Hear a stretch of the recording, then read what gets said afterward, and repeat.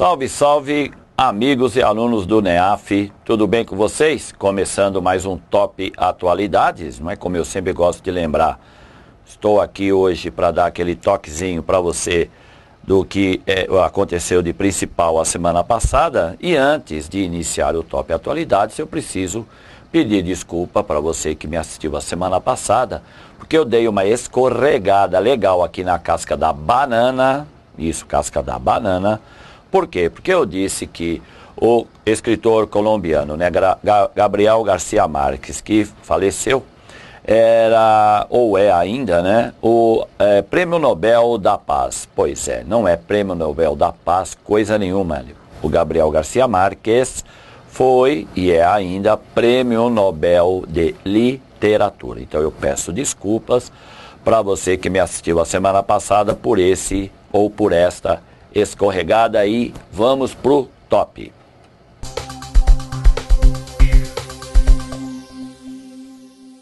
Então, depois desse pedido de desculpas, né, vamos finalmente iniciando o Top Atualidades com material de mundo economia, falando logicamente dos Estados Unidos. Estados Unidos que apresentou agora neste primeiro trimestre um aumento de empregos, o que é extremamente positivo, né? Já que você está vendo aí que a criação de vagas nos Estados Unidos aumentou o ritmo mais rápido em mais de 2 anos em abril, sugerindo forte recuperação da atividade econômica no começo do segundo trimestre. Então, no primeiro trimestre, é bom eu lembrar você aqui, a economia americana deu sinais de que iria ter uma recuperação maior do que a esperada. Agora a gente tem, então, no segundo trimestre, uma recuperação do emprego. Se continuar neste ritmo, melhor para o senhor Barack Obama, porque, como eu sempre gosto de lembrar aqui para vocês, neste ano vai ocorrer eleições para o Legislativo e Obama precisa voltar a ter maioria no Congresso, tá ok? Então, este aqui é um primeiro assunto que eu quero discutir com vocês. Outro assunto é o da China. Pode virar a maior economia mundial neste ano.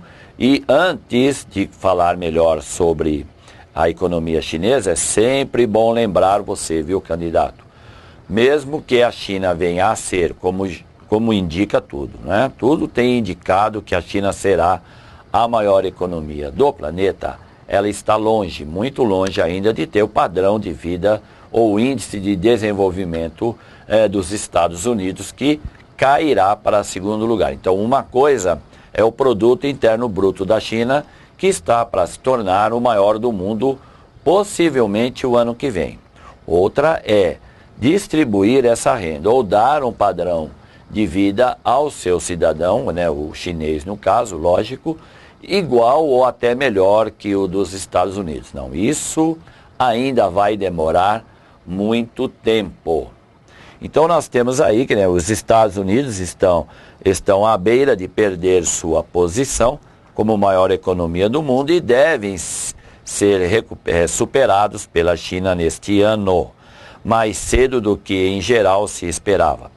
De acordo com as mais importantes agências estatísticas do planeta, os Estados Unidos já são a maior economia do mundo desde 1872, como você está vendo aí. Agora, o Fundo Monetário Internacional fez esse cálculo que você está vendo aí, eu vou destacar, né? Ó, vamos lá. Então, nós temos aqui, olha, o Fundo Monetário Internacional calcula que a economia da China cresça 24% entre 2011 a 2014, enquanto que a economia americana cresceu apenas 7,6% no mesmo período. Nós temos aqui outro destaque, que são os outros países, no caso incluindo o Brasil. Você tem aí que a Índia se tornará a terceira maior economia. A Rússia, o Brasil, Indonésia e México estão na lista das 12 maiores economias mundiais. Em contraste, os altos custos e crescimento mais baixo colocam o Japão e o Reino Unido em desvantagem e maior ante aos Estados Unidos. Já a Alemanha melhorou um pouco sua posição e a Itália não apresenta mudanças. No geral, estamos falando aí das 10 maiores economias do mundo. É sempre bom lembrar você, como eu tenho lembrado aqui, que os BRICS estão desaquecendo. O crescimento de Brasil, Rússia, Índia, China e África do Sul já não é mais considerado top. Não está em aceleração, está em acomodação. No caso da Alemanha, a maior economia da União Europeia, ela vem mantendo aí algum ritmo de crescimento positivo. Então, isso tudo é importante você depois verificar, fazer aí as suas contas, porque afinal de contas, a China, como eu também sempre tenho lembrado você aqui, ela é o que chamamos dois sistemas em um país. Não vai esquecer que a China é totalitarista no campo político, só tem um partido, é uma ditadura, mas na economia é considerada economia de mercado, que é um capitalismo pleno. Então isso sempre é bom lembrar. Não esqueça, viu, você que gosta de seguir aqui os meus conselhos, fazer uma pesquisa, procure saber quais foram as diretrizes que o Partido Comunista Chinês tomou em novembro do ano passado. Novembro do ano passado, 2013, o Partido Comunista Chinês tomou algumas medidas que são consideradas por muitos analistas econômicos assim algo extremamente positivo e revolucionário para a economia chinesa. Vou te dar um toque aqui. Por exemplo, o fato de o Partido Comunista aceitar que a partir deste ano as economias privadas, a iniciativa privada, pode investir capital nas estatais. Então isso não podia. A partir deste ano pode. Outra iniciativa que o Partido Comunista tomou em novembro. As pessoas e o capital privado, seja ele pessoal ou de empresa, terá sim um papel fundamental no crescimento chinês.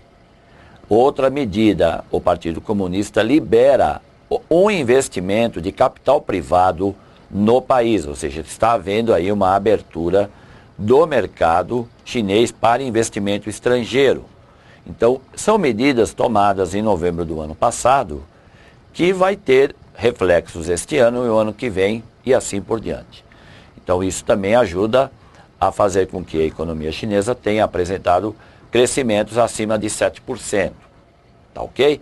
Então, tudo isso leva a crer, é isso que você viu aí na nossa, aqui no nosso material que a gente recolheu, que realmente este ano e no máximo ano que vem a China poderá ser a maior economia do mundo.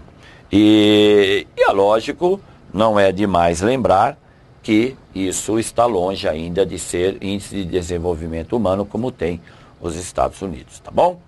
Beleza, candidato? Vamos para o próximo assunto.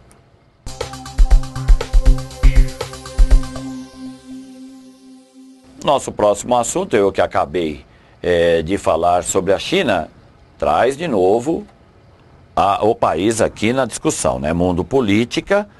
China e Japão anunciam exercícios militares no mar da China Oriental. Então nós temos lá 3 navios chineses penetraram nesta sexta-feira em águas territoriais que o Japão considera suas na zona oriental do Mar da China. Ali está situado o pequeno arquipélago, viu, candidato? Anota bem esse nome aqui, ó.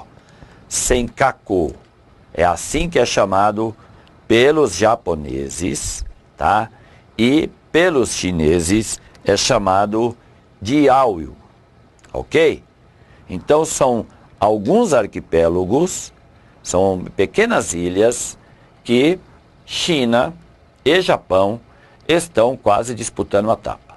Então isso é uma história que eu já tenho mostrado aqui para vocês. Se você procurar, não no top, mas para quem já viu aula minha de atualidades aqui do NEAF, principalmente 2012, 2013, deve ter lembrado que eu trabalhei esse assunto aqui. Esses arquipélagos não tinham lá muita importância, era muito disputado, mas de forma pacífica entre as duas potências, né, China e Japão, por causa da pesca. Até que, em 2010, foi encontrado no leito subterrâneo, perto desses arquipélagos, uma grande quantidade de reserva de gás natural. Aí a coisa começou a cheirar mal. Não porque é gás, lógico, mas porque a China passou a reclamar o arquipélago, né, o Diaoyu, para ela, enquanto que o Japão reclama para ele sem caco. E isso tem envolvido as duas potências aí num atrito extremamente perigoso. No ano passado, um jornal chinês chegou a divulgar que poderia sim haver uma guerra entre China e Japão por causa deste arquipélago, que lembra aí um pouco, não é, as Malvinas ou as Falklands, como gostam de chamar os ingleses. Mas voltando aqui para o assunto, você tem que tomar cuidado, porque isso vem dando algum trabalho para as relações internacionais das duas potências econômicas. Sabemos que Barack Obama esteve no Japão a semana passada. Isso provoca um atrito também, porque o Japão e a China têm problemas até hoje por causa da Segunda Guerra Mundial. A China exige que o Japão peça desculpas pelos crimes cometidos no país, né, na China, na Segunda Guerra Mundial. O Japão ignora, o Japão não toca no assunto, e como um país shintoísta como eles têm um memorial dos espíritos, né, da alma do guerreiro japonês que morreu na Segunda Guerra Mundial, incluindo os que foram condenados por crimes contra a humanidade. Então, quando isso é lembrado no Japão, na China e na Coreia do Sul, que também exige desculpas do país nipônico, tem um grande peso. Então, cuidado com essa história dos arquipélagos, porque isso também envolve este problema cultural entre China e Japão. Legal, candidato? Então, tá aí mais um motivo de você fazer uma pesquisa. E olha, não falta material não. Você pode procurar, coloca aí o nome como você leu, Senkaku ou Diaoyu. Você vai ver lá, procura no Google que você vai achar bastante coisa. Aqui outro assunto, a gente continua na Ásia com a Coreia do Norte, que dispara fogo real perto da fronteira, disputada com o Sul. Isso aqui já é um problema, né? Nós temos lá Pyongyang, que é a capital da Coreia do Norte, sempre provocando alguns atritos. É como se o ditador, né? O ditador coreano, o Will, né, como a gente chama ele aqui, a gente gosta de brincar, tem aquele corte de cabelo, não é? Meio estranho, que parece que ele queria obrigar que todo mundo cortasse o cabelo como ele lá. Ele gosta de provocar essas situações, porque assim a Coreia do Norte volta a ser notícia. Então, estas ameaças que a gente já está aqui meio que acostumado, é importante que você fique esperto, porque a Coreia do Norte faz parte do clube atômico. É isso que preocupa mais. São armas nucleares. Que os técnicos e aí entendidos calculam que a Coreia do Norte tem aí no máximo uma meia dúzia. Tá? Muito, mas muito distante de o arsenal russo, que é o maior do planeta, ou do americano, que é o segundo maior. Mas isso não impede que vá aqui um dia, né? O Kim Il lá, o ditador coreano, um dia queira lançar uma dessas armas em Tóquio ou na Coreia do Sul, né? Agora, o que é importante você lembrar é assim, a Coreia do Norte faz parte do clube atômico. Você tem aí, né, os 5 países do Conselho de Segurança da ONU, mas Índia, Paquistão, Israel e Coreia do Norte. Ao todo são 9 países, ok? Outro dado importante é sempre lembrar que a Coreia do Norte recebe ajuda humanitária, inclusive da Coreia do Sul, do Japão e dos Estados Unidos. E da China, que é o seu principal apoiador no Conselho de Segurança da ONU. E apesar de tudo isso, Kim Jong-il ainda continua abusando do seu poder. E é lógico que ele não vai parar com isso tão já. Então, essa questão é importante que você foque esse tipo de situação, ok? Outro assunto, continuando na Ásia, só que indo para o Oriente Médio, nós temos aqui o Egito. Egito que este ano vai realizar eleições para presidente, cujo nome todo mundo já sabe quem vai ganhar. Vamos falar dele daqui a pouco. Importante também eu lembrar você sobre a Primavera Árabe. Primavera Árabe 2010, depois a Primavera Árabe saiu da Tunísia, foi para o Egito. 2011, caiu Hosni Mubarak, ditador que estava há quase 40 anos no poder. Em 2012, eleições, ganhou Mohamed Morsi. O Morsi é deposto no ano passado, 2013, pelo exército egípcio. Morsi que teve apoio da Irmandade Muçulmana, que tem o logo aí para você ver. Tá vendo aí o logo em verdinho, né? Duas espadas, então. Irmandade Muçulmana, esse é o logo dela. Então, é a Irmandade Muçulmana hoje que está proscrita do Egito graças ao poder do Egito. Egito que é considerado a maior instituição do país. Então você tem aí uma condenação em massa, isso teve repercussão até na ONU pelas questões dos direitos humanos, porque até onde a gente sabe, esses julgamentos duraram apenas algumas horas. Abdel Sisi, que você está vendo aí, senhor simpático, marechal do exército, é apontado como o vitorioso numa eleição que ainda vai transcorrer no final deste mês. Então, o Exército, volto a repetir, é a instituição mais poderosa do Egito e colocou a Irmandade Muçulmana, que você está vendo aqui, na ilegalidade. Irmandade Muçulmana e Exército no Egito nunca se bicaram. Aí, como eu gosto de lembrar, tanto aqui nas aulas telepresenciais como na presencial, qual é o conceito que você tem sobre a Irmandade Muçulmana? Não tem? Então você vai ter que fazer esse conceito, amigo. Vai atrás, fique espertinho. Quem é a Irmandade Muçulmana? É uma instituição política religiosa fundamentalista. Mas isso só não basta. Agora você tem que pesquisar por que ela caiu na ilegalidade. Qual os problemas entre o Exército e a Irmandade Muçulmana? Qual o papel da Irmandade Muçulmana na eleição do Morsi em 2012? Que aí vai levar o próprio Morsi a sofrer um golpe do Exército em 2013. Por que os Estados Unidos não consideram o que ocorreu o ano passado, em 2013, um golpe militar? Então, tudo isso é importante que você tenha direitinho aí na sua memória. Tá legal? Então, cuidado com este nome.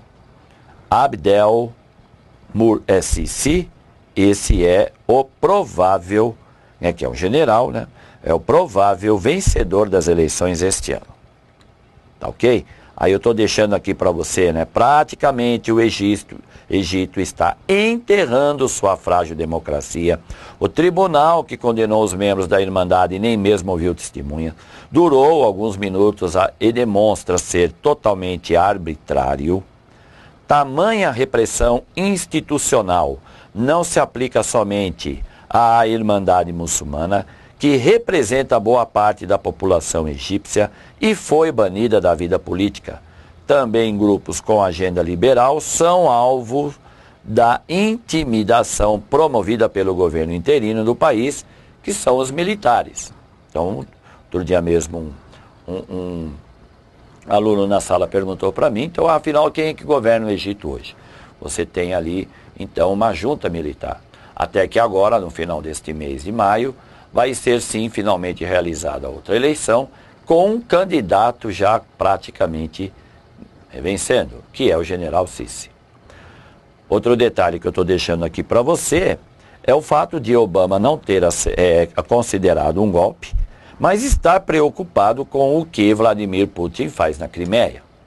Então lá na Crimeia, o Putin é chamado pelos Estados Unidos de tirano, mas o apoio que os americanos dão a um exército que claramente não é democrático e pratica uma tirania, pode. Então essas são as contradições deste governo americano e assim como da União Europeia, já que a União Europeia também não tem feito críticas ao papel do Exército no Egito. Ok, candidato? Então, sempre eu gosto de lembrar, Oriente Médio é complicado. Então fica esperto com essas questões, pesquise, porque Oriente Médio é complicado. Tanto é que o próximo assunto aqui é Oriente Médio. Iêmen diz haver terroristas do Brasil no país.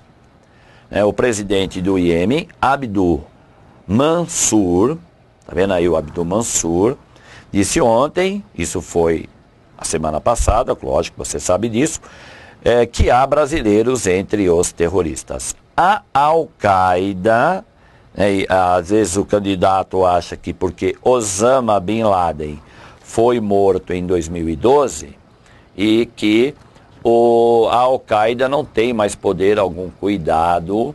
Você está vendo aí em cima aí da minha cabecinha, aqui em cima, ó, vou até apontar o dedinho aqui, ó. Iêmen, onde fica? Está vendo onde fica, candidato? É muito importante que você veja isso. Preste atenção nos mapas, a gente não coloca aqui isso de brincadeira. Então o Iêmen, que você está vendo aí em cima da minha cabeça, pois este é um dos países que tem mais problemas com a Al-Qaeda. Então a Al-Qaeda, que é um grupo terrorista fundamentalista, e que muitas vezes tem ali uma aproximação com os xiitas muçulmanos. Então aqui nessa região que você está vendo aqui, então aqui é a Península Arábica, é onde prevalece o governo. O país mais poderoso aqui da península é a Arábia Saudita, que são sunitas e não se bicam muito com xiitas. Isso. Então cuidado, porque isso que eu estou dizendo para você é muito importante que você saiba diferenciar quem de quem.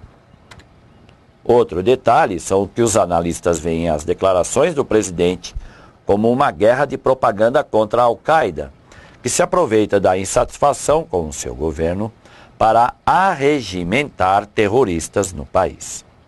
Então vamos traduzir isso aqui direito. Então qual é a desculpa, Mansur, o fato da Al-Qaeda estar atuando no seu país, ele não ter capacidade de combatê-la, né, e que com isso pode desestabilizar o Iêmen. Uma das desculpas que ele vai dar é que, na verdade, a Al-Qaeda está contando com ajuda internacional. Então, eu já adianto aqui para você que até agora, nós estamos aqui no começo da semana, não foi provado, já está sendo verificado, mas não foi provado que realmente há brasileiros entre os terroristas que foram mortos.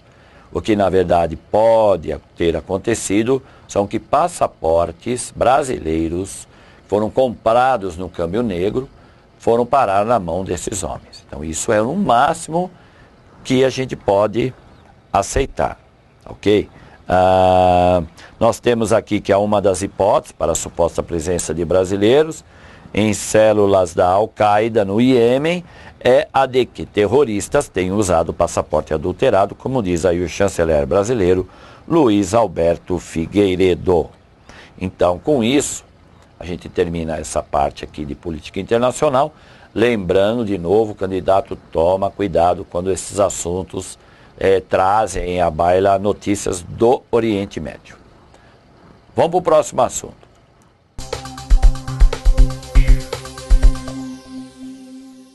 Bom, saímos então do Oriente Médio, vamos passar aqui pelo Brasil, falar alguma coisa aqui do nosso país. Então tá aí, Brasil Sociedade. Um fato inusitado marcou a vitória do Barcelona sobre o Villarreal. De virada, né, de 3-2 nesse domingo, que foi, não este que passou ontem, o outro. Aos 30 minutos do segundo tempo, um torcedor jogou uma banana no campo numa suposta atitude racista. O lateral direito, como você está vendo aí, Daniel Alves, caminhou até a banana, pegou e a degustou, né, com muito sabor e muito carinho. Bem, isso gerou toda uma polêmica, inclusive até internacional. Isso na Europa está sendo muito comentado, porque afinal de contas trata-se de mais um ato terrorista. que vem acontecendo, vem se repetindo já há alguns anos. Então aqui no Brasil, e teve aí alguém que pegou um gancho para aproveitar, para trabalhar a imagem.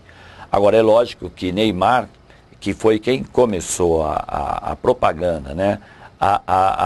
Vamos dizer assim, a campanha contra o racismo também foi orientado pelo seu marqueteiro.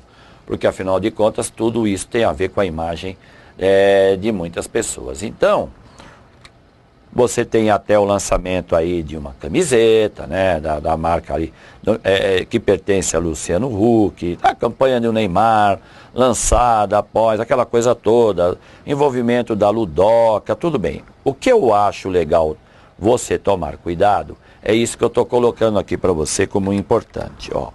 Vamos lá, ó, tá aqui. Por quê? Porque nesse fim de semana, o cara que lançou a banana na direção do Daniel Alves foi detido. Tá aí o nome dele, David Campaio Léo. Olha, e cuidado, porque não é o David que trabalha aqui no NEAF, viu? O David é uma gente boa, cara da paz, gosta de banana, mas não para tirar nos outros, não é David. Então, tá lá, tá tendo risada, tá fazendo não assim para mim aqui no estúdio, ok? Não é o David aqui do NEAF. Trata-se de um ex-funcionário do clube que já foi demitido e está detido pela polícia espanhola. Então, guarda bem o nome aí, Daniel Alves, ok?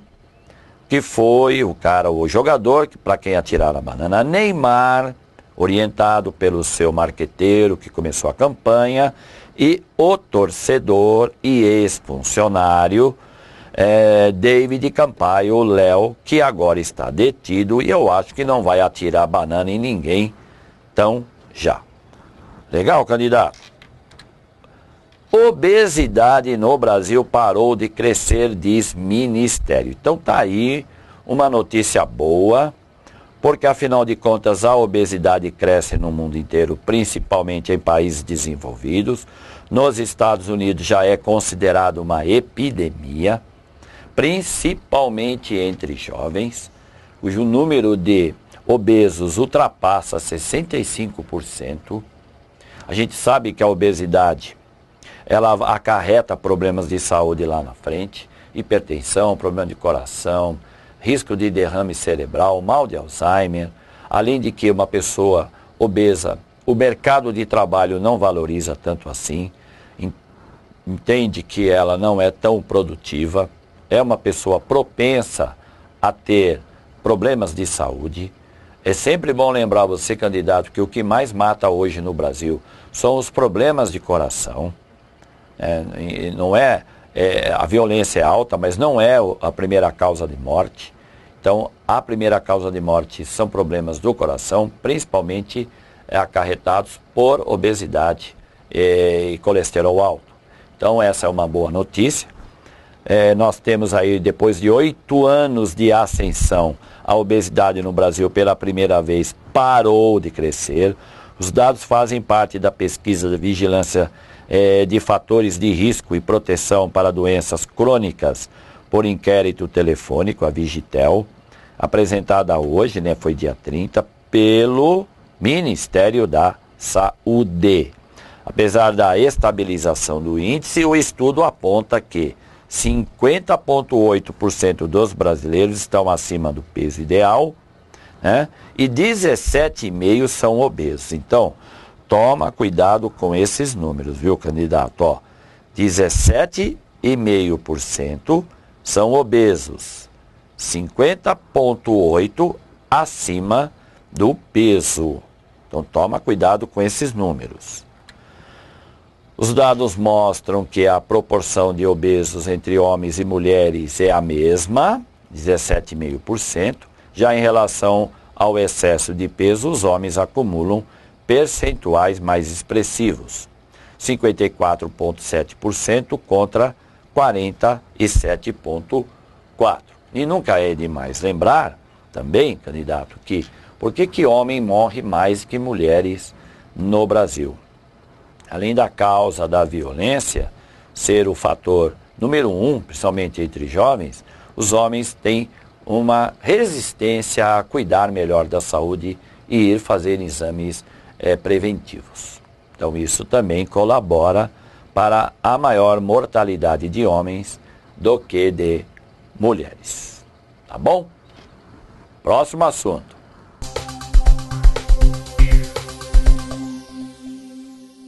Então, trazendo aqui de volta o Brasil para o Top Atualidades, o que vai entrar aí na sua telinha? Brasil Política, lógico, a gente não pode deixar de falar, né, da Comissão Parlamentar de Inquérito Mista, que vai verificar essa história da Petrobras. Então, eu falei a semana passada aqui sobre isso, estou retomando o assunto. Renan Calheiros diz que iniciará a investigação sobre a Petrobras. Pressionado, o senador promete dar andamento às CPIs mista e do Senado. Também anunciou que recorrerá da decisão do Supremo que impediu a apuração de outros assuntos. Então, é lógico que situação e oposição já estão no braço de ferro nesta CPI. Então você, candidato, tem que tomar cuidado com isso. Seja ela só da Petrobras, seja ela mista, vai acompanhando esses fatos, porque isso tem potencial de cair em concurso. A CPI da Petrobras pode se transformar no calcanhar de Aquiles da tia Dilma, ok? Isso pode sim se transformar. Você que anda olhando aí, acompanhando pesquisa, percebeu que ela teve uma queda, enquanto que a oposição subiu, né, o Aécio, por exemplo. Então, esta história de CPI, seja ela só da Petrobras ou mista, acompanha, porque isso é importante. Então, Renan chamou deputados e senadores da oposição e anunciou que reunirá líderes, como eu estou lendo aqui no finalzinho aqui, ó, né, reunirá líderes do Senado e da Câmara para pedir indicações dos integrantes para compor a CPI. Então, vamos ter mais emoções com este assunto aí. Ok, candidato? E para fechar aqui o top, manifestantes sem teto envolveram-se em confrontos com a polícia em São Paulo. Cerca de 1.000 manifestantes sem teto entraram em confronto com as forças policiais em frente à Câmara Municipal de São Paulo. Agora, na última terça-feira, os manifestantes montaram barricadas, atiraram coquetel molotov, pedras contra os policiais e vidros na Câmara. Então nós temos aí o Sem Teto, que é outro movimento, né? E tudo isso por causa do plano diretor municipal, que foi discutido, né, que prevê a ampliação das áreas destinadas à construção de habitações de baixo custo, e segundo o jornal brasileiro Folha de São Paulo, o plano devia ter sido votado na terça-feira, mas sua aprovação ficou adiada para esta quarta-feira, o que provocou a ira dos estudantes. Então a gente não tem aqui só os sem terras, nós temos os sem tetos. Uma grande área aqui do Centro Velho de São Paulo, existem dezenas de prédios que estão com IPTU atrasados, não estão sendo ocupados porque o prédio está deteriorado. Uma das brigas dos sem-tetos é que seja aprovado na Câmara a transformar esses prédios que eram de escritório em conjuntos residenciais e que seja vendido a preço de baixo custo e crédito a longo prazo para esta turma que são também chamados assim de sem teto. Ok, candidato? Beleza.